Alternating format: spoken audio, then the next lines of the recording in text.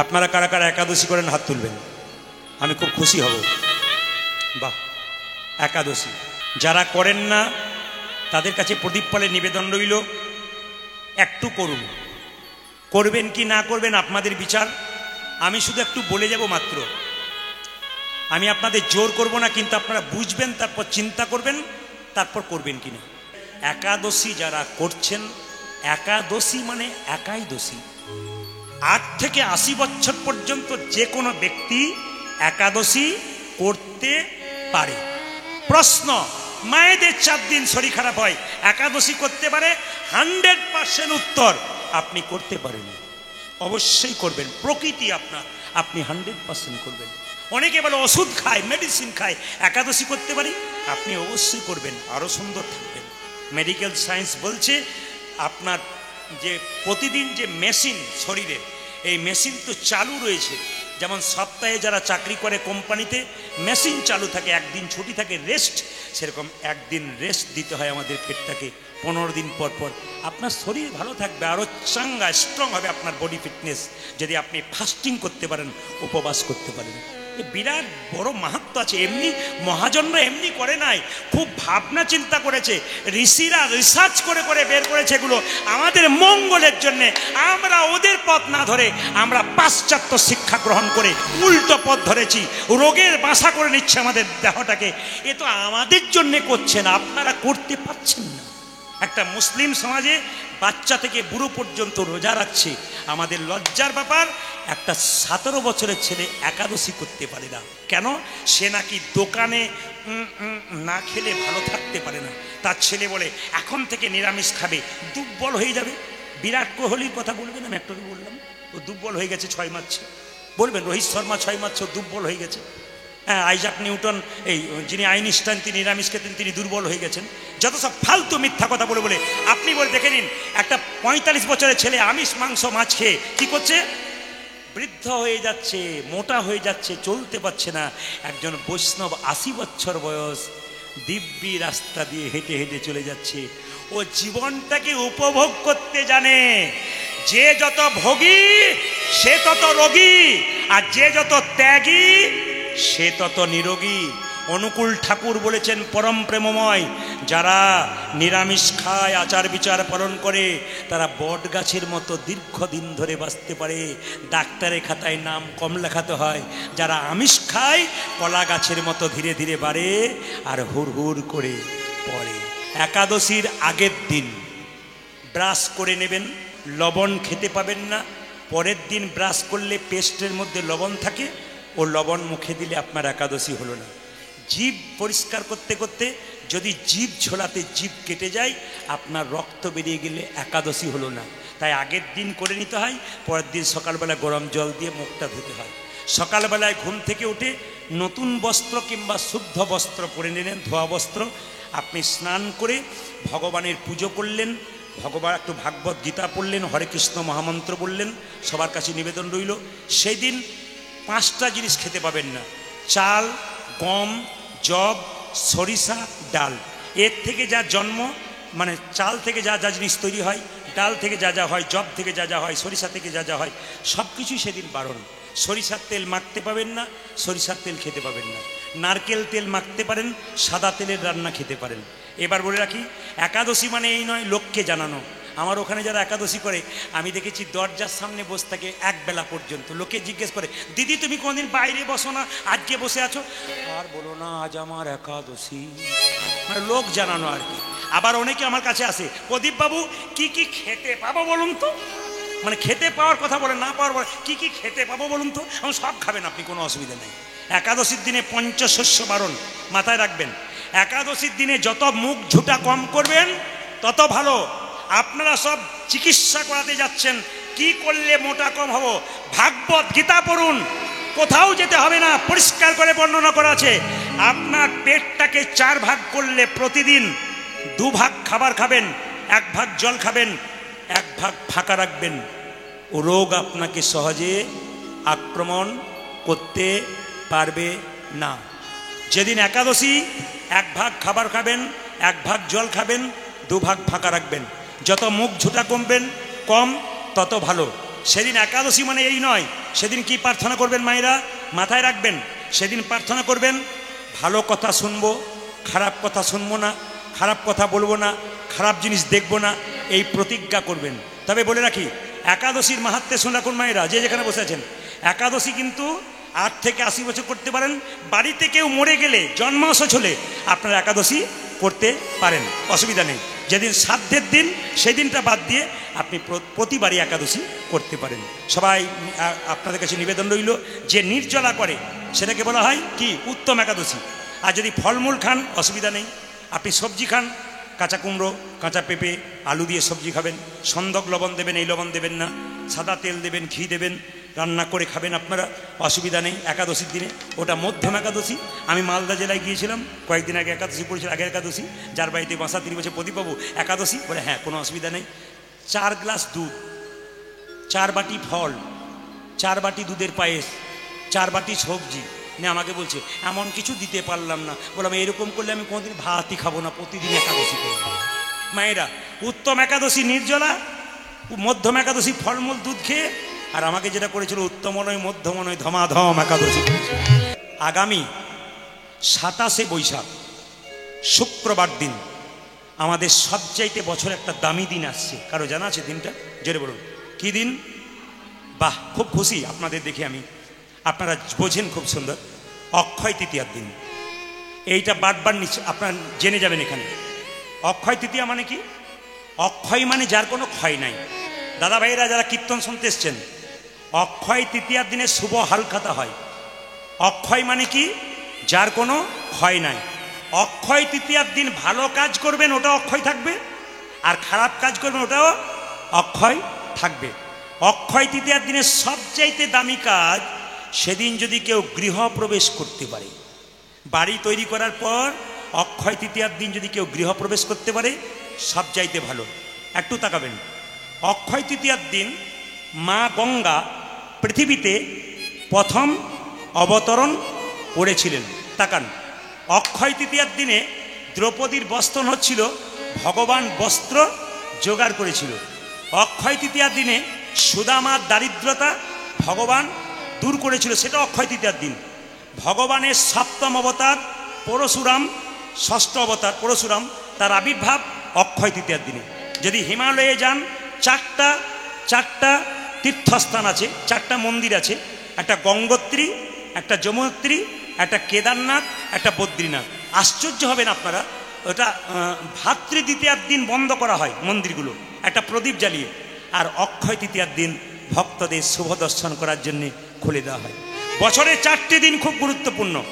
পয়লা বৈশাখ, অক্ষয় তৃতীয়া, কার্তিক মাসের 1 তারিখ, আর একটা হচ্ছে বিজয়া দশমী। ওর মধ্যে শ্রেষ্ঠ হচ্ছে কি? শ্রেষ্ঠ হচ্ছে ওর মধ্যে অক্ষয় তৃতীয়া। অক্ষয় তৃতীয়ার দিন সোনা কিনতে পারলে ভালো। সোনা তো কেনার সবার ক্ষমতা নাই। জ্যোতিষশাস্ত্র পরিষ্কার করে বলছে, অক্ষয় তৃতীয়ার দিনে এই কাজটা করলে দারুণ লাভ। কি লাভ মা? অক্ষয় তৃতীয়ার দিন আপনি কি করবেন? অক্ষয় তৃতীয়ার দিন আপনি ডাল কিনতে পারেন, যে কোনো ডাল, যে কোনো ডাল, খাবার যে ডাল কেনেন না, যে আস্তে আস্তে আস্তে, এই যে কোনো ডাল আপনি অক্ষয় তৃতীয়ার দিন কিনতে পারেন। দেখবেন ইন্দ্রদেবের কোষাধ্যক্ষর নাম কুবের, যার নাম ধনকুবের। মায়েরা লক্ষ্য করবেন, এই ধনকুবের কিন্তু কি করে ধনকুবের হলো না, মহাদেবকে সন্তুষ্ট করে ওই দিন কিন্তু কোষাধ্যক্ষ হয়েছিল, ধনকুবের হয়েছিল। তাই অক্ষয় তৃতীয়ার দিন যদি কেউ মহাদেবের পুজো করতে পারেন, আপনার লাভ আছে। এই জন্য আপনাদের কাছে নিবেদন রইল, অক্ষয় তৃতীয়ার দিনটা আপনারা পালন করুন, দেখবেন শুভ অক্ষয় তৃতীয়া। এই সময় বাড়ি নির্মাণে কাজ করতে নেই, এই সময় প্রবেশটা হচ্ছে আসল। তবে অক্ষয় তৃতীয়ার দিন আপনারা লক্ষ্মী পুজো করতে পারেন। ঘরে কোনো নোংরা রাখবেন না, ঘরকে পরিষ্কার রাখবেন, এ কথা মাথায় রাখবেন। বলুন, শুভ অক্ষয় তৃতীয়া কি? শুভ অক্ষয় তৃতীয়া কি? শুভ অক্ষয় তৃতীয়া কি? অক্ষয় তৃতীয়ার দিন সকাল সকাল স্নান করে আপনারা একটু ভগবানের পুজো করবেন, গীতা পাঠ করবেন, ভক্তদের সেবা দেবেন, দেখবেন সেই দিনটা বড় শুভ দিন। সেদিন অক্ষয় থাক আমাদের সারা জীবন, এবং আপনারা কৃষ্ণ ভক্ত হোক, পরিবার কৃষ্ণ ভক্ত হোক, এটা আমরা চাই। বলুন, রাধা রানী কি? শ্যাম সুন্দর কি? মদন মোহন কি? আপনারা বাড়ি তৈরি করেন ইঞ্জিনিয়ারিং প্ল্যানে। আজ একটা শাস্ত্রের কথা বলে দেবো। খনা মায়ের বচন শুনেছেন? আমাদের অনেক কিছু পড়তে হয়। আমি শুধুমাত্র আমার কথা নয়, শাস্ত্রের রেফারেন্স দিয়ে বলে যাই। খনা মা বলেছেন বাড়ি তৈরি করো, দক্ষিণ দুয়ারি ঘরের রাজা, পূব দুয়ারি তার প্রজা, উত্তর দুয়ারির খাজনা নাই, পশ্চিম দুয়ারির মুখে ছাই। এগুলো আমার মায়েরা জানে। পিঁড়ে উঁচু মেঝে খাল, তার দুঃখ চিরকাল, পোকা জন্ম নেবে জল। এগুলো আমার কথা নয়, কার কথা? এগুলো হচ্ছে খনা মায়ের কথা। বাড়ি তৈরি করবেন দক্ষিণ দরজা, সুন্দর, ঘরের রাজা, না থাকলে পূব দিকে, যদি না পারেন তাহলে কোন দিকে করবেন মায়েরা? পূব দিকে। আর উত্তর দিকে করলে অভাব বাড়ে, আমি বলি নাই, খনা বলছেন। আর দক্ষিণ দিকে করলে কি হয় মায়েরা? পশ্চিম দিকে কি করে ঝড়ঝঞ্ঝা লেগেই থাকে। এগুলো খনার কথা। আপনারা সবাই লক্ষ্য করুন, বাড়ি তৈরি করেছেন মায়েরা, আপনি ঠাকুর ঘরটা কোথায় রাখবেন? সবচাইতে উপযুক্ত স্থান হলো ঈশান কোণ। উত্তর আর পূর্ব কোণটাকে ঈশান কোণ বলে। ঈশান কোণে যেন ভুল করে কারো বাথরুম ঘর না হয়। আমার প্রচুর জ্যোতিষ বন্ধু আছে, ফোনে ফোনে কথা হয়, তারা বলে এটা মাস্ট বলবি। বলে কি না, ঈশান কোণে যদি কেউ বাথরুম ঘর করে তার বাড়িতে শুভ কাজ হতে হতে হয় না। দ্বিতীয় মারাত্মক ঘটনা ওইটাই যে বাড়ির একজন সুসাইডের দিকে এগোচ্ছে যখন ঈশান কোণে বাথরুম থাকছে। এবারে আপনারা প্রশ্ন করবেন, প্রদীপ বাবু, আমি তাকে প্রশ্ন করেছিলাম, ধরে নে কেউ ঈশান কোণে করে ফেলেছে, তার এখন অবস্থা কি? উনি তখন সুন্দর করে বললেন যে এক বাটি লবণ, পাথর বাটিতে দোকান থেকে লবণ কিনে ঈশান কোণে যে বাথরুম আছে তার কোণে কোথাও এক জায়গায় রেখে দিক, 1 মাস পর পর পরিবর্তন করুক, তার বিপদ থেকে সে রক্ষা করে দেবে। উত্তর দিকে মাথা করে শুতে নেই, আপনারা সবাই জানেন। এটা কে শেখালো? কে শেখালো এটা? এটা শিখিয়ে দিয়েছে কে? এটা শিখিয়ে দিয়েছে মুকুন্দ সরকার। উত্তর দিকে শুতে নেই কেন? মানুষ মারা গেলে উত্তর দিকে মাথা করে। এখন প্রশ্ন করুন দক্ষিণ দিকে পা করে শোবেন না কেন? এর একটা তাৎপর্য আছে। শাস্ত্র বলছে আমাদের কেউ যদি মারা গেছে আমাদের বংশে, সবাই কিন্তু দক্ষিণ দিকে আছে, তাই দক্ষিণ দিকে পা করে শুলে তাদেরকে অপমান করা হয়, এই জন্যে তাদের অভিশাপ আমাদের পাওয়া যায়। দক্ষিণ দিকে মাথা করে শোয়া সবচাইতে উপযুক্ত। কেন? বৈদিক শাস্ত্র যদি আপনি পড়েন, বেদ পড়েন, তাহলে দেখতে পাবেন উত্তর দিকে মাথা করে কেউ যদি দিনের পর দিন শুয়ে থাকে তার শরীরে ধীরে ধীরে রোগের বাসা বাঁধে। এ আমি বলি নাই, বৈদিক শাস্ত্র পরিষ্কার করে বলছে। এই জন্য আপনাদের কাছে নিবেদন রইল বাবা, যে কাজগুলো করবেন সুন্দর করবেন। বৈশাখী পূর্ণিমাতে একজন মহৎ মানুষ জন্মগ্রহণ করেছিলেন। আপনারা কি কেউ জানেন? জোরে বলুন। জানেন আপনারা? খুব গুণী আপনারা, কারণ খুব আপনারা জ্ঞানী, সত্যি জ্ঞানী। অনেক মায়েরা সামনে বসে আছেন, আমি তাকিয়ে দেখতে পাচ্ছি, বলতে পারছে। যিনি বলেছিলেন অহিংসা পরম ধর্ম, তিনি কে বলুন তো? বুদ্ধদেব। আচ্ছা মায়েরা, বুদ্ধদেব জন্মগ্রহণ করেছিল নেপালে জন্মগ্রহণ করেছিল। সবাই লক্ষ্য করুন, তার বাবার নাম ছিল শুদ্ধোদন আর মায়ের নাম ছিল মায়াদেবী। তো শুদ্ধোদনের বুদ্ধদেবের ছোটবেলার নাম ছিল কি? সিদ্ধার্থ। একটু তাকাবেন আপনারা। এই সিদ্ধার্থ ছোট থেকে কি শিখেছিল দেখুন, বিলাসবহুল জীবনযাপন। তো রাজার ছেলে, খুব আনন্দে আছে, সুখ দুঃখ কিছু বুঝতে পারে না, দুঃখ বুঝতে পারে না, সুখ বুঝতে পারে। একদিন রাস্তা দিয়ে যাচ্ছে, 4টা জিনিস দেখতে পেল। কি কি? একটা মৃতদেহ, শুনবেন ভালো করে, একটা মৃতদেহ, একটা বৃদ্ধ, একজন অসুস্থ দেখতে পেল, একজন সন্ন্যাসী দেখতে পেল। একজনকে জিজ্ঞেস করছে, ওই লোকটা চুলগুলো পেকে গেল কেন? বলে মানুষ জন্ম নেবে, যৌবন প্রাপ্ত হবে, তারপর সে বৃদ্ধ হবে, চুল পাকবে, দাঁত ভাঙবে। বুদ্ধদেব জিজ্ঞেস করেছিল সিদ্ধার্থ, আচ্ছা মানুষ এভাবে বুড়ো হয়? বলে আমিও হব। হ্যাঁ, তুমিও হবে। পৃথিবীতে প্রকৃতির নিয়মে কেউ বাদ যায় না, তুমিও হবে। বাহ, আমিও হব। আমি এত ফল খাচ্ছি, দুধ খাচ্ছি, আমি হব? বলে হ্যাঁ, হবে। আচ্ছা ওই লোকটাকে নিয়ে যাচ্ছে, কাঁদি করে, ওকে মরে গেছে। মরে গেছে মানে বুঝতে পারলাম না। বলছে আরে বাবা, কেউ যদি জন্ম নেয় তার মৃত্যু অবশ্যই। জন্ম যার আছে মৃত্যু তার আছে। রাজার ছেলে তো বোঝে না মৃত্যু, তার আমি মরে যাবো? বলে হ্যাঁ, মরে যাবে। আচ্ছা ওই বৃদ্ধ যাচ্ছে, অসুস্থ ব্যক্তি যাচ্ছে কেন? ও খুব কষ্ট পাচ্ছে। বলে মানুষের জীবন ধারণ করলে ও রোগের মন্দির হচ্ছে দেহ, যে কোনো সময় রোগ ধরতে পারে। বলছে আমি তার এত সুন্দর যুবক, আমার রোগ হতে পারে? বলে হ্যাঁ, হতে পারে। সন্ন্যাসীকে দেখে তার চৈতন্য হয়ে গেল, আমার জীবন সন্ন্যাস দিতে হবে। বোধি বৃক্ষের নিচে তিনি বোধিসত্ত্ব পালন হলেন। আপনাদের কাছে নিবেদন রইল, যে যেখানে বসে আছেন একটু মন দিয়ে শুনে নেবেন। আগামী 9 জ্যৈষ্ঠ বুদ্ধ পূর্ণিমা। এবছর কিন্তু আগামী 9 জ্যৈষ্ঠ বুদ্ধ পূর্ণিমা পড়েছে। মায়েরা, শুক্রবার দিন 8ই জ্যৈষ্ঠ ঠিক সন্ধ্যে 6:39 পূর্ণিমা লাগবে। আর শনিবার দিন 9টা, মানে ঠিক বুধবার দিন লাগবে, বৃহস্পতিবার দিন ঠিক রাত্রি 7:30 7:48 ছাড়বে। আপনাদের কাছে কয়েকটা কথা বলে যে আপনাদেরকে যে যেখানে বসে আছেন, এই বুদ্ধ পূর্ণিমার দিনে আপনারা বাড়ির দরজাতে আমের শকা টাঙাবেন, আম পাতা, খুব মঙ্গলময় জিনিস।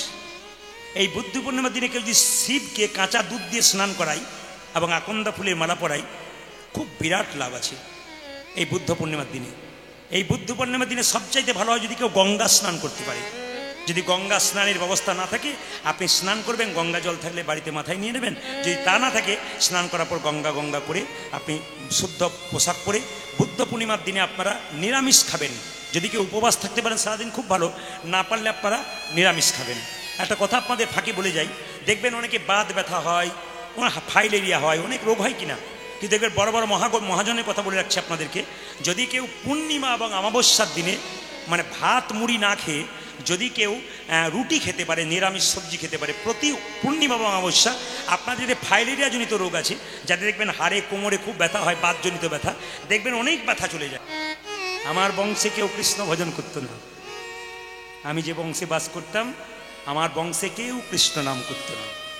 আমার বাবা হসপিটালে ডাক্তার ছিল, উনি বলেছিলেন কীর্তন করা তোকে চলবে না, কীর্তন করা বড় খারাপ। বলে কেন বাবা? বলে এই জন্যে রে, কীর্তনে কোনো ভবিষ্যৎ নেই। আমি ইংরেজিতে এমএ করেছিলাম বর্ধমান থেকে, বিএড করেছিলাম, 7 জনের মধ্যে 6 জন চাকরি পেয়েছে, আমিও ছিলাম ওদের মধ্যে, কিন্তু আমি করিনি। বাবা আমাকে খুব বকেছিল, বলে তুই জীবনটাকে ব্যর্থ করে দিলি। কিন্তু যখন আমি কৃষ্ণ ভক্ত হয়ে গেলাম, প্রচুর ডাক আসতে লাগলো কীর্তনের, তখন আমাকে বাবা বলল নিশ্চয়ই তুই কিছু ভালো করিস, নইলে এত লোকের আগমন হবে কেন। শেষ বয়সে বাবা তুলসীর মালা নিয়েছিল, ডাক্তার মানুষ, নিরামিষ খেতে শুরু করেছিল, এবং আমাকে বলতো একটা রামায়ণের কাহিনী বলতো, বলতে বলতে কোনো ভুল হলে বলতো এইখানে ভুল বলে দিলি, ভাষা ঠিক হলো না, ভাষা ঠিক করো আগে, তুমি কাঁদবে তবে ভক্ত কাঁদবে, তুমি না কাঁদলে। আমার বাবা তোমার কি পরিবর্তন? সাদিতে সাদিতে যাবে, যে যত সাধন করবে তার তত লাভ আছে। 7 জন বন্ধুর মধ্যে 6 জন চাকরি পেয়েছে, তারা আমাকে ফোন করে বলে আমরা তো সরকারি চাকরি করলাম, তুই কি করলি? আমি তাদেরকে বলি তোরা তো সরকারি চাকর হলি, আর আমি এমন একজনের চাকর হলাম যে এত এত সাধুগুরু বৈষ্ণবের আশীর্বাদ মাথায়। আজকে তারা আমাকে ফোন করে বলে প্রদীপ, আমি তো একটা স্কুলের শিক্ষক হলাম, আর তুই জেলায় জেলায়, রাজ্যে রাজ্যে, দেশের বাইরে মানুষকে বোঝাচ্ছিস, তুই তো বড় শিক্ষক হয়ে গেলি। আমার বাবা আশীর্বাদ করে গিয়েছিল, মাও চলে গেছেন, আশীর্বাদ করেছেন। প্রদীপ, আমি বুঝতে পেরেছি গোবিন্দের কৃপা তোর ওপরে হয়েছে। এবং আমার বাবা প্রতিদিন, আমাদের বাড়িতে মায়ের মন্দির আছে, মায়ের কাছে সবসময় প্রার্থনা করতেন। মা, আমার বাবা প্রতিদিন স্নান করে বলতেন আমার প্রদীপকে যেন দেশের মানুষ চিনতে পারে। এ কথা আমার বাবা প্রতিদিন আমাদের মায়ের মন্দিরে বলতো। আমি দাঁড়িয়ে দাঁড়িয়ে বাবার পরে আমি প্রণাম করতে যেতাম, বাবা আগে যেত, বাবা খালি কেঁদে কেঁদে ওই কথা বলতো। চিকিৎসা নিয়ে থাকতো, সেই ব্যক্তি কাঞ্ছার মাকে বলছে মা, তোমার মধ্যে আমি সব দেখতে পাই, আমার ছেলেকে যেন বিশ্বের মানুষ চিনতে পারে। আজকে কতজন চিনেছে আমি জানি না, কিন্তু আপনাদের কাছে নিবেদন রইল, আমার বাবার কথাটা আমার মা সুকানে শুনেছে। মায়ের মন্দির আছে, কৃষ্ণ মন্দির আমি আগামীতে করব চিন্তা ভাবনা করেছি, আপনাদের কাছে নিবেদন রইল। সেটা হচ্ছে আমার মামার বংশে যারা আছেন, একবারে আমার 2টি মামা আছেন প্রচণ্ড কৃষ্ণ ভক্ত, তিলক মালা নিয়ে চিরকালী আছেন, তারা ব্যবসা করতেন, কিন্তু ব্যবসা করলেও এত বড় ব্যবসার ফাঁকেও কিন্তু মামারা আমার তিলক মালা নিয়ে এখনও পর্যন্ত কৃষ্ণ ভজন করে, মামিরা করে। ওদের বংশ থেকে মায়ের মা প্রথম থেকে এসে কৃষ্ণ ভক্ত ছিল, তাদের হয়তো কিছুটা আমি পেয়েছি, আপনাদের আশীর্বাদ পেয়েছি। সবাই একটু উলুধ্বনি দিন, বলুন রাধা রানী কি, শ্যাম সুন্দর কি, মদন মোহন কি। যদি হও নিচু তবে পাবে কিছু। মায়েরা, একটা সোনার কলসি যতই দামি হোক, একজনের কাছে মাথা নিচু করতে হয়। কার কাছে? একটি গ্লাসের কাছে। তুমি কয়েকশো কোটি টাকার মালিক হতে পারো, মৃত্যুর কাছে তোমাকে মাথা নিচু হতেই। কথাগুলো শুনবেন, দামি কথা শুনে নিন, জীবনে কাজে আছে। যারা ভক্ত হয় তাদের ভাব কেমন হয়? হরে কৃষ্ণ। আর যারা অভক্ত হয় তাদের ভাব কেমন হয়? এইরকম। কিছু মনে করবেন না মায়েরা, মুকুন্দ সরকার, নরহরি সরকার দুজনে মিলে শিবাসের দরজায় দাঁড়িয়ে আছে। ভক্ত যদি কাইমনে কোনো বাঞ্ছা করে, ভগবানের সাধ্য নাই সেই বাঞ্ছা নাহি করে। মন্দিরে দাঁড়িয়ে দাঁড়িয়ে বসে বসে একই কথা কেউ যদি প্রতিদিন বলে, আমি আসলে দাঁড়িয়ে বলে গেলাম, আপনার মনের ইচ্ছা পূর্ণ হবেই। একই কথা বারবার বলুন ভগবানের মন্দিরে। কেন? ভক্ত ভগবানের কাছে গাড়ি বাড়ি টাকা পয়সা চাই না তো, ভক্ত ভগবানের কাছে প্রেম আর ভক্তি চায়। আজকে যেহেতু প্রথম দিন, সেহেতু মহাপ্রভুর একজন ভক্তের কথা বলবো। তিনি রঘুনন্দন। এই যে মালা তিলক আসরে করে না, এই মালা তিলকের প্রথা প্রথম চালু করেছিল রঘুনন্দন। একথা মনে রাখবেন, সেবাসঙ্গনে মহাপ্রভু যখন কীর্তন করতেন তখন প্রথম চালু করেছিল এই মালা দেওয়া এবং তিলক দেওয়া একমাত্র রঘুনন্দন। এই জন্য আজকে আপনাদের সামনে রঘুনন্দন লীলা প্রস্তাবনা দিলাম। আগামীকাল আপনাদের সামনে কৃষ্ণের চরিত্র বর্ণনা হবে। পরশু তো রাস, পরের দিন তো কুঞ্জ বর্ণন বাধা। এই জন্য আপনাদের কাছে আপনারা মাথায় রাখবেন, ভক্ত যদি কাইমনে কোনো বাঞ্ছা করে ভগবানের সাধ্য নাই। ছোট ভাই বলছে, দাদা ও দাদা, প্রভু এখনো বেরোলো না, দেখতে পেলাম না। আরে অত অধৈর্য কেন, ধৈর্য ধর, ধৈর্য ধর, প্রভু বেরোবে। মহাপ্রভু শিবাসকে ডেকে বললেন, শিবাস, দু ভাই আমাকে দেখবার জন্য এসছে, চল একবার দেখা দিয়ে আসি। মা ভক্তের মনোবাসনা পূর্ণ করবার জন্য মহাপ্রভু ঘর থেকে বেরিয়ে এলেন, সেবাসঙ্গন থেকে। শিবাসকে সঙ্গে নিয়ে চলো সুরধ্বনি তীর দিয়ে হরিনাম গাইতে গাইতে যাই, ওরা দুজন আমাদের দর্শন করুক। করতালি বাজারের উপকার কি দেখবেন, গাছের মধ্যে পাখি থাকলে সন্ধ্যাবেলায় গাছের নিচে 1 2 3 দেখবেন গাছের পাখিগুলো সব উড়ে চলে যাবে। শরীরের মধ্যে 6টা পাখি আছে, কাম ক্রোধ লোভ মোহ মদ মাশ্চর্য। কাম ক্রোধ লোভ মোহ মদ মাশ্চর্য, এই 6টা পাখি উড়ে চলে যাবে যদি তালি দেন। আর তালি দেবেন কেন, এই হাতটা কৃষ্ণ, এটা রাধা, যত তালি দেবেন রাধা কৃষ্ণের নাম হবে। আবার মেডিকেল সায়েন্স বলছে, যদি কেউ হাততালি দিয়ে হরিনাম করে তাহলে তার কি হয়, হাতে জীবনে প্যারালাইসিস হয় না। একবার একটা মেডিকেল সায়েন্স বলছে, যত হাততালি দেবেন দেখবেন কিছু মনে করবেন না। রাস্তা দিয়ে আমরা পেরিয়ে যাই, প্রচুর টাকার মালিক, দাদা কেমন আছেন, গাড়ি বাড়ি টাকা প্রচুর, আর বলবেন না, খালি টেনশন। আর যারা হরিভক্ত দিব্যি সংসারে কর্ম করছে, হরিনাম করছে, কেমন আছেন দাদা, হরির কি পাই, ভালোই আছে, মানে একবারে দিব্যি আছে আর কি। কিন্তু দেখবেন যারা যত রোজগার করছে, হরিকে ভজন করছে না, তাদের তত টেনশন বাড়ছে। একজন বলছে 1 তালা হলো, 2 তালা হলো, 3 তালা হলো, যত তালা বাড়ে তত জ্বালা বাড়ে, না কি বলছেন? একজন বলছে, দাদা গত বছর এসেছিলেন 1 তালা, এবছর 3 তলা, শান্তি নাই, স্ত্রী থাকে ওপর তলায়, আমি থাকি নিচু তলায়, কথাও নাই দেখাও নাই। বড় ছেলে বোম্বাই, ছোট ছেলে আরেক জায়গায়, হ্যাঁ, দুজনের মধ্যে দেখা সাক্ষাৎ নাই, কথা নাই, টেনশন নাই। টেনশন দূর হবে যদি গোবিন্দের নাম শোনেন, শরীরের রোগ দূর হবে যদি হরিনাম শুনতে পারেন। আনন্দময়ের নাম শুনুন, আনন্দে থাকুন, আপনার জীবন সুন্দর হবে। মুকুন্দ সরকার কীর্তন শুনছে কার, মহাপ্রভুর। দুজন মিলে গাইতে গাইতে শিবাসার কে, শিবাসার মহাপ্রভু। মুকুন্দ সরকারকে মহাপ্রভু বললেন, শিবাস এক কাজ করো, এই মুকুন্দকে ডেকে দাও। বলে কেন, আজ ছোট ভাইকে ডেকে দাও। শিবাস বলল, শোনো, তোমাদের 2 ভাইকে ডেকেছে। মহাপ্রভু বলল, না আমার ডাকার দরকার নাই, তুমি বলে দাও। যে বড় ভাই সে আমার 100 জন্ম কৃপা পাবে না, আর যে ছোট ভাই সে আমার সঙ্গে সারা জীবন কীর্তন করবে। এ কীরকম কথা হলো? আজকের আসলে 2 ভাই কীর্তন শুনতে এলেন, একজন আশীর্বাদ পেলেন, একজন পেলেন না, কীরকম অবস্থা হয়? শিবাস বলছে, তোমাদের মধ্যে বড় ভাইকে, ছোট ভাইকে, এই যে আমি, কি নাম, আমার নাম নরহরি সরকার, তোমার জন্য প্রভু বলেছে তুমি সারা জীবন প্রভুর সঙ্গে কীর্তন করবে, হরিনাম করবে, থাকবে। বড় ভাই বলছে, আমার জন্য কি বলেছে, তুমি 100 জন্ম কৃপা পাবে না, সঙ্গ পাবে না। বড় ভাই নাচতে শুরু করেছে, জয় গৌর জয় গৌর। শিবাস বলছে, মুকুন্দ, তোমাকে প্রভু বলল 100 জন্ম কৃপা পাবে না, আর তুমি গৌর গৌর বলে নাচতে শুরু করেছো। আমাকে যদি বলতো 100 জন্ম কৃপা পাবে না, শিবাস বলছে, আমি তো বিষকে আত্মহত্যা করে দিতাম। একথা শুনে মুকুন্দ বলছে, শোনো শোনো শিবাস, প্রভু যদি বলতো কোন জন্মে সঙ্গ পাবো না, কোন জন্মে সঙ্গ পাবো না, তাহলে না হয় আমি বিষ খেয়ে আত্মহত্যা করে দিতাম, বিষ খেয়ে আত্মহত্যা করে দিতাম। প্রভু বলেছে 100 জন্ম সঙ্গ পাবো না, সঙ্গ পাবো না, 100 জন্ম না হয় গৌর গৌর বলে কেঁদে বেরাবো। যখনই 100 জন্ম পেরিয়ে যাবে 101 জন্মে প্রভুর সঙ্গ পাবো। আমি 101 জন্মে প্রভু সঙ্গ পাবো, 1 জন্মে প্রভুর সঙ্গ পাবো, 101 জন্মে প্রভু সঙ্গ পাবো। 100 জন্ম কেঁদে বেড়াবো, 1 জন্মে প্রভু সঙ্গ পাবো। আমি 100 জন্ম কেঁদে বেড়াবো, 101 জন্মে প্রভু সঙ্গ পাবো, 100 জন্ম কেঁদে বেড়াবো, 101 জন্মে প্রভু সঙ্গ পাবো, 100 জন্ম কেঁদে বেড়াবো, 101 জন্মে প্রভু সঙ্গ পাবো, 101 জন্মে প্রভু পাবো। শুধু কীর্তন শুনলে হবে না, বুঝে যেতে হবে। মুকুন্দ সরকার বলছে 100 জন্ম গৌর কৃপা করবে না, 101 জন্মে তো কৃপা পাবো। 3 ঘন্টার কীর্তন শুনতে এসে কতবার হাই তুলতে হয়, কতবার উঠতে হয়, কতবার বসতে হয়। আর তিনি বললেন 100 জন্ম গৌর গৌর বলে কাঁদবো। সবাই লক্ষ্য করুন, মুকুন্দ সরকার যখন বলে 101 জন্মতে আমি কৃপা পাবো, চোখের জলে ভাসছে। ভগবান সব সহ্য করতে পারে, চোখের জল সহ্য করতে পারে না। শিবাসকে বলল, মহাপ্রভু বলল ডেকে দাও মুকুন্দকে। মুকুন্দ প্রভুকে প্রণাম করলো। মহাপ্রভু বলল, শোনো মুকুন্দ, তুমি কাঁদছো? বলে হ্যাঁ। আমার ভাইকে কৃপা করলে, আমাকে করলে না।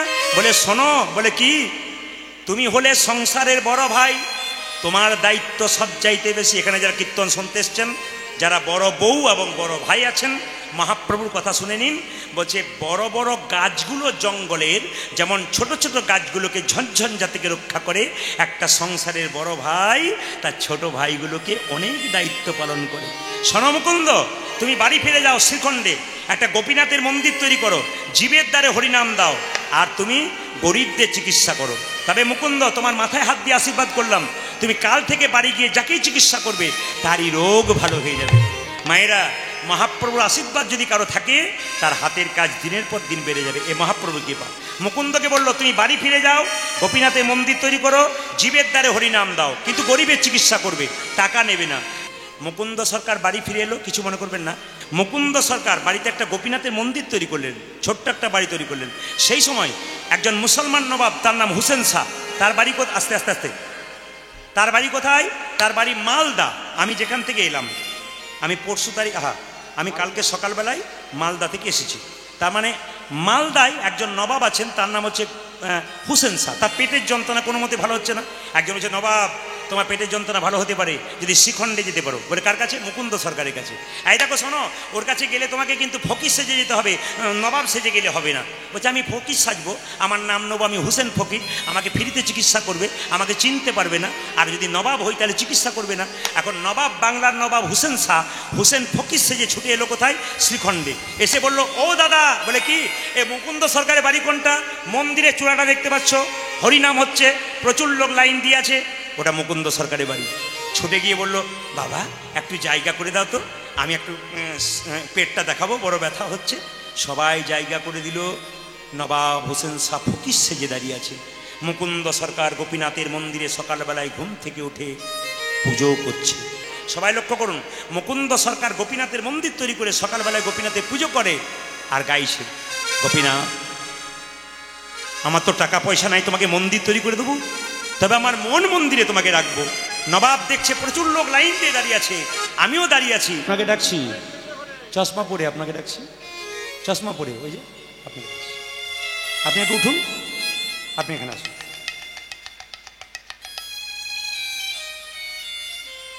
না না আপনাকে বলি নাই, নবাব মুকুন্দ সরকার বলছে নবাবকে, আপনাকে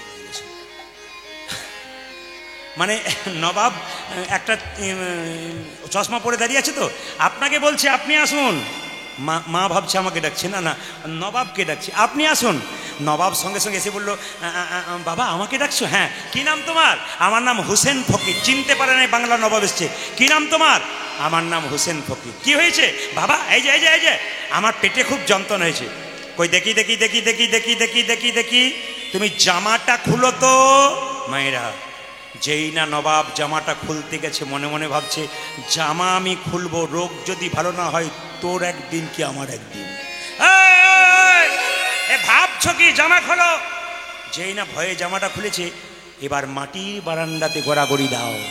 নবাব বলছে আমি পালঙ্ক ছাড়া শুই না, আমাকে মাটির বারান্দাতে শুতে বলছে, মাটির ধুলোতে। যদি আমার পেটের কালের কাল বর্ষাকাল, হরিণে চাটে বাঘের গাল, নেহাত বেকায়দায় পড়েছি, রোগ ভালো না হলে দেখবে আমি কে এসেছি। নবাব মনে মনে ভাবছি। মায়েরা, নবাব যেই না বলেছে, নবাবকে মুকুন্দ সরকার বলছে, কি হলো তুমি চমকে গেল কোনো? বলছে আমি যেই না গড়াগড়ি দিলাম, আমি অর্ধেকটা আমার পেটের রোগ ভালো হয়ে গেল। কই দেখি দেখি আসল ওষুধটা দিয়ে দিত। যেই না আসল ওষুধটা দিয়েছে, নবাবের পেটের রোগ ভালো হয়ে গেছে। সঙ্গে সঙ্গে বললো, মুকুন্দ কে? কার এত বড় সাহস যে আমার নাম ধরে ডাকলো? বলে হ্যাঁ, আমি সারা বাংলার নবাব হোসেন শাহ। নবাব আপনি? হ্যাঁ, আমি তোমাকে পরীক্ষা করতে এসেছিলাম তুমি কত বড় কবিরাজ। তুমি তো বিখ্যাত কবিরাজ, তোমাকে এখানে রাখবো না, তোমাকে আমি মালদা নিয়ে যাব আমার বাড়িতে। রাত্রিবেলায় মহাপ্রভু মন্দিরে মুকুন্দ কেঁদে কেঁদে বলল, প্রভু বলে দা, প্রভু তুমি বলে বলে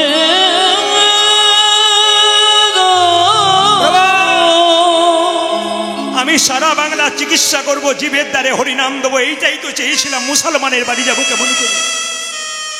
ভগবান আকাশবাণী করে বললেন, মুকুন্দ, ঈশ্বর যা করে তা, জোরে বলুন, জোরে বলুন, ঈশ্বর যা করে তা, জোরে বলুন, ঈশ্বর যা করে তা মঙ্গলের জন্য। আচ্ছা কিছু মনে করবেন না, এখন যদি বৃষ্টি নেমে যায়, ঈশ্বর যা করে তা, আপনি বলছেন মঙ্গল কমিটির কি অবস্থা হয়? আচ্ছা তাও আবার দেখবেন, আপনি তখন খুব বড় করে বলছেন ঈশ্বর যা করে তা মঙ্গলের জন্য করে। আপনার ছেলে মাধ্যমিক পরীক্ষায় ফেল করেছে, আমি যদি গিয়ে বলি ঈশ্বর যা করে তা মঙ্গল, আপনার কি অবস্থা হবে? ভালো করলে মঙ্গল, আর মন্দ করলে বাজে বকবেন না, জানতো আমার মেজাজ ঠিক নাই, তখন বলবেন ঈশ্বর যা করে তা সত্যি মঙ্গলের জন্যই করে, যা হচ্ছে পৃথিবীতে সব মঙ্গলের জন্য হচ্ছে। তা সবাই লক্ষ্য করুন এরা, মুকুন্দ সরকার গেল কোথায়? নবাবের বাড়ি। নবাব বলল, শোনো মুকুন্দ, তোমার ইচ্ছা কিছু আছে? বলে হ্যাঁ আছে। কি? একটা গোপীনাথের মন্দির তৈরি করে দাও, জীবের দ্বারে হরিনাম দিতে পারি, আর যেন গরিবের চিকিৎসা করতে পারি। বাংলার নবাব মুসলমান হোসেন শাহ খুব ভালো লোক ছিলেন, তিনি বললেন তোমাকে গোপীনাথের মন্দির তৈরি করলাম, জীবের দ্বারে হরিনাম দাও, আর শোনো তুমি যখন গোপীনাথের ভজন করবে আমি দাঁড়িয়ে দাঁড়িয়ে দেখবো গো তুমি কেমন ভগবানের ভজনা করছো। তো মুকুন্দ সরকার গোপীনাথের গুণগান গাইছে, আর নবাব দাঁড়িয়ে আছে, নবাবকে একটা মেয়ে পাখা করছে, শুনে নেবেন, তাল পাতার পাখা, তার মধ্যে ময়ূরের পালক। যখন হাওয়া করছে নবাবকে একটা মেয়ে, তাল পাতার পাখা ময়ূরের পালক, মুকুন্দ তখন গাইছে, মায়েরা উলুদ ধরে দিচ্ছে। পাখা করছিল নবাবকে কোন পাখাতে? তাল পাতার না কিসে, জোরে বলুন? তার মধ্যে কার পালক? কাকের না কোকিলের? ময়ূরের পালক। মুকুন্দ সরকার ময়ূরের পালক দেখতে পেয়ে চিৎকার করে বলল, হে কৃষ্ণ, হে কৃষ্ণ করুণাময়। করুণাময়। অজ্ঞান হয়ে গেল মুকুন্দ সরকার। নবাব বললো, কে আছিস একটু জল দে তো। মুকুন্দ সরকারের চোখে জল দিয়েছে, জ্ঞান ফিরেছে। নবাব জিজ্ঞেস করলো, তুমি অজ্ঞান হয়ে গেলে কেন আমার দিকে তাকিয়ে? মুকুন্দ সরকার বললো, তোমার ওই ময়ূরের পালকটার দিকে তাকিয়ে আমি কৃষ্ণ দেখতে পেলাম। জীবনে কাউকে মিথ্যা কথা বলিনি, আজ একটা বলবো। নবাব, আসলে আমি অজ্ঞান হলাম কেন জানো? আমি সবার চিকিৎসা করি, আমার একটা রোগ আছে, মৃগীর ব্যারাম। নবাব বলো, চুপ করো, তুমি জানো না আমার রাজ্যে একটা নিয়ম আছে, মিথ্যে কথা বলে তার জিভটা ছিঁড়ে নিই। তোমার যদি মৃগী রোগ থাকবে, মৃগী রোগ থাকবে, কৃষ্ণ বলে কাঁদছিলে তখন তোমার চোখ দিয়ে জল পড়ছিল কেন? তুমি কৃষ্ণ বলে কাঁদছিলে কেন? মুকুন্দ সরকার বলল, নবাব আমার অপরাধ হয়ে গেছে। নবাব বলল, অপরাধ তোমার হয়নি, আমার হয়েছে। তোমার মতো কৃষ্ণ ভক্তকে আমার কেনা গোলাম মনে করে আমি বড় ভুল করেছি। যাও তুমি শ্রীখণ্ডে ফিরে যাও, আমি তোমাকে গোটা শ্রীখণ্ডটা লিখে দিলাম, তোমার যাতে কোনো অভাব না থাকে। তার মানে ঈশ্বর মঙ্গল করলো না? মুকুন্দ সরকারের কিচ্ছু ছিল না, নবাবের দ্বারা মুকুন্দ সরকারকে কি করলো? বিরাট সম্পত্তির মালিক করে দিল। কে? মহাপ্রভু। ভগবান যাকে দেয় তাকে অনেক দেয়, আর যার কেড়ে নেয় তাকে ফাঁকা ফকির করে দেয়। মুকুন্দ সরকারকে দিল। মায়েরা, গোবিন্দ যেদিন দেবে আপনি কর্ম করুন। আপনার সুদামা 4 দিন উনুন জ্বলতো না, 4 দিন উনুন জ্বলতো না, কিন্তু গোবিন্দের কৃপায় সুদামার স্ত্রী রাজরানী, আর সে বিরাট টাকার মালিক হয়েছিল সুদামা। কেন? গোবিন্দের কৃপাতে। অপেক্ষা করুন, ভজন করুন, নিজের কর্ম করুন, দেখবেন গোবিন্দের কৃপায় সব পাবেন, আপনার কোনো চিন্তা নাই। মুকুন্দ সরকার বাড়িতে ফিরে এলো, হঠাৎ দেখতে পেল তার স্ত্রী চিৎকার করছে, স্বামী এ কি আমার হলো গো, স্বামী এ কি আমার হলো। কি হয়েছে? ভগবান সব সইতে পারে, অহংকার সহ্য করতে পারে না। কি হয়েছে তোমার?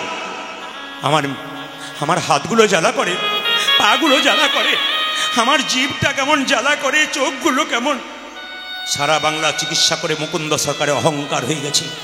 মহাপ্রভু তার স্ত্রীর শরীরে একটা রোগ দিয়ে দিলেন, ধরতেই পারছে না। দেখি তোমার জিভ দেখি, আমি সারা বাংলা চিকিৎসা করছি, তোমার করতে পারবো না। দেখি জিভ দেখি, দেখি তোমার চোখ দেখি, দেখি তোমার হাত দেখি, দেখি তোমার পা দেখি। একই আমি সারা বাংলা চিকিৎসা করলাম, আমার স্ত্রী রোগ ধরতে পারলাম না।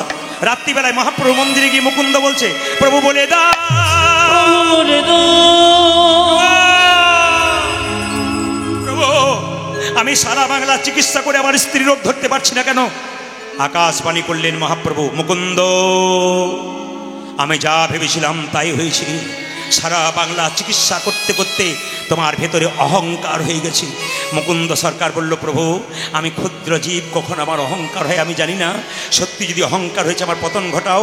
মুকুন্দ সরকারকে মহাপ্রভু চিবানো পান দিলেন, আর চিবানো পানটা যেই না দিয়েছে তার স্ত্রীকে দিয়েছে, আর সমস্ত রোগ ভালো হয়ে গেছে, গর্ভে সন্তান চলে এসেছে। আপনারা এখানে হাত তুলতে পারেন যারা যারা পান খান। পান পান কারা কারা খান? হাত তুলুন। পান, বাহ, তুলুন তুলুন, কোনো অসুবিধা নেই, বেশ নামা। যদি পানের সঙ্গে সুপারি আর চুন খান তাহলে ঠিক আছে, আর যদি মশলা খান তাহলে ওই দাঁতগুলো এখন কি হচ্ছে, তরমুজের বীজের মতো হয়ে যাবে, দেখে নেবেন দাঁতগুলো। না না, পানের জন্ম কোথা থেকে মায়েরা? এদিকে তাকাবেন, পানের জন্ম দারুণ জায়গা থেকে, অমৃত থেকে। যখন সমুদ্র থেকে অমৃত উঠেছিল, দেবতা ওষুধদের মধ্যে অমৃত নিয়ে মারামারি হচ্ছিল, একটুখানি অমৃত মাটিতে পড়েছে, তার থেকে পান গাছের জন্ম। আচ্ছা মায়েরা, পান বিয়ের সময় চোখে নেয় না? জোরে বলুন, জোরে বলুন, একটু জোরে বলুন। কারো জানা আছে পান কেন চোখে নেয় বিয়ের সময়? কারো জানা নাই, আমি বলবো না, বাদ দিয়ে দেবো। মায়েদের খুব জানার ইচ্ছা, বাবারা চুপ করেছে, বলুন বলুন, তারপর দেখছি কি হয়। তাকান, পানটা এইদিকে তাকান, পানটা চোখে নেওয়া হয় কেন? পান চোখে নিল মানে পান যোগমায়া। মেয়েটি পানটা সরিয়ে স্বামীর মুখ দেখে, তার মানে মায়ার যোগ হয়, তুমি আমার আমি তোমার। পান হলো যোগমায়া, পানটা সরালো, স্বামী স্ত্রীতে মায়ার যোগ হলো। এই কথাটি এক জায়গায় বলেছি, এক কাকাবাবুর বাড়িতে বাসা, উনি বলছেন, বাবা তুমি যে বলে পান সরালে মায়া হয়, আমার 3টে ছেলে 3টে বউ মায়া আয়নায় খালি ঝগড়া করে বেড়াচ্ছে। বললাম, কাকা বাবু মায়া থাকবে কি করে? পান ঢাকা দেবার আগে রাস্তাতে কতবার দেখা, ওই জন্যে আর মায়া নাই। জোরে রাধা রানী কি, শ্যাম সুন্দর কি, মদন মোহন কি। মাঘ মাসে সরস্বতী পুজোর দিনে জন্ম হলো কার বলুন তো? মুকুন্দ সরকারের ছেলে রঘুনন্দন। সবাই মিলে মাথায় কাপড়টা নিন, রঘুনন্দনের জন্ম হচ্ছে। সবাই একসঙ্গে, আহা হেন কালে জন্মিল শ্রী রঘুনন্দন, হেন কালে জন্মিল শ্রী রঘুনন্দন, জন্মিল শ্রী রঘুনন্দন ধরি জন্ম নিদরি।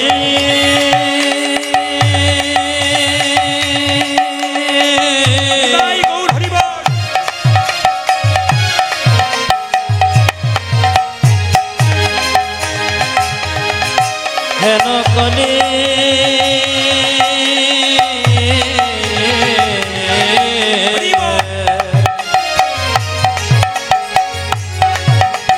সবাই মাথায় কাপড় নিয়ে ভক্তি ভরে আপনাদের সন্তানের মঙ্গল হবে। ভক্ত রঘুনন্দ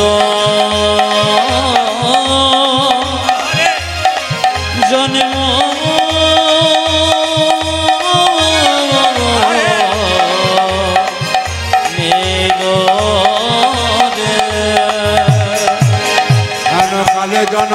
শ্রী রঘুনন্দন, মুকুন্দ দাসের আনন্দি কমল, আজি মুকুন্দ দাসের জানন্দে তোমার, মুকুন্দ দাসের আনন্দিত। ও যে মুকুন্দ দাসের তাহায় আনন্দিত মন।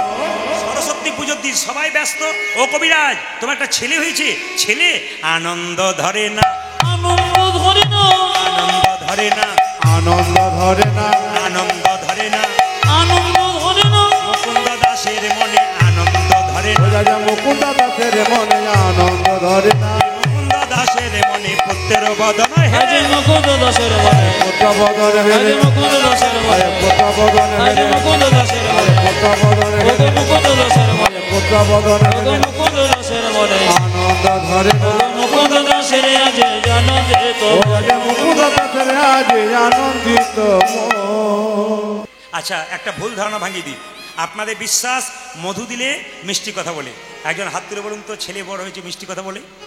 বলে? অনেকে বলছে, কিন্তু মানে কেন ছেলে ডান দিকে দাঁড়িয়ে আছে বলবো না, বলে গন্ডগোল করবো? আপনি তো চলে যাবেন, তারপর দেখবেন কি অবস্থা হয়। চুপ থাকাটাই ভালো। তাকান, এইদিকে তাকাবেন মায়েরা। মধু দেন কেন? বাচ্চা মিষ্টি কথা বলার জন্যে নয়, 100% গ্যারান্টি বলে গেলাম। বাচ্চা জন্ম নিয়ে মায়ের দুগ্ধ পান করতে পারে না, সে ক্ষমতা থাকে না। বাচ্চার কান্না বন্ধ করবার জন্য মুখে মধু দেওয়া হয়। বাচ্চার মুখে মধু দেবেন কখন? দুটো বইয়ের রেফারেন্স দেব, বইটা আমার কাছে বর্তমান, বাসায় গিয়ে দেখে নেবেন। হিন্দু ধর্ম কি এবং কেন, প্রমাণ যখন দেবো বই নিয়ে নিয়ে বেরোবো আমি, কেন বইতে প্রমাণ দেবো। কেউ চাইবেন বাসায় যাবেন, বইয়ে প্রমাণ দিয়ে দেবো। কি হিন্দু ধর্ম কি এবং কেন, তাতে লোকনাথ কবিরাজ লিখেছেন দুটো বইয়ের কথা, একটা গভীর গৃহসত্যকার, একটা পরাশর গৃহসত্যকার। মায়েরা সবাই জেনে নিন আগামীতে যাদের বাচ্চা হবে কোন সময় মধু দিলে মিষ্টি কথা বলা যায়, এগুলো আমরা কেউ জানি না বলে দিই না। গভীর গৃহসত্যকার বলল, বাচ্চা জন্ম নেবার পর 21 দিন পর আতুর ঘর থেকে নিয়ে গিয়ে স্নান করিয়ে ভগবানের মন্দিরে কেউ যদি একটু ভগবানের নাম করে মধু দিতে পারে, হে প্রভু আমার ছেলের মিষ্টি কথা হোক। গভীর গৃহসত্যকার বলছে একবারে ছেলে মিষ্টি কথা বলবে। আপনারা কেউ করার নাই, এবার থেকে আপনারা 21 দিন পর একটু মধু দেবেন, ভগবান যে প্রার্থনা করবেন। দ্বিতীয়, পরাশর গৃহসত্যকার বইতে বলল যে আপনার বাচ্চা যেদিন অন্নপ্রাশন, মুখে ভাত, মুখে ভাত কেন দেওয়া হয় মা? বাচ্চা মায়ের পেটে থাকে তখন মা যা খায় তার জীর্ণ খাবারগুলো খায়, জীর্ণ, মুখটা নষ্ট হয়, মুখটাকে পবিত্র করা হয় ভগবানের প্রসাদ দিয়ে। এর নাম হচ্ছে অন্নপ্রাশন, খুব মাথায় রাখতে হবে।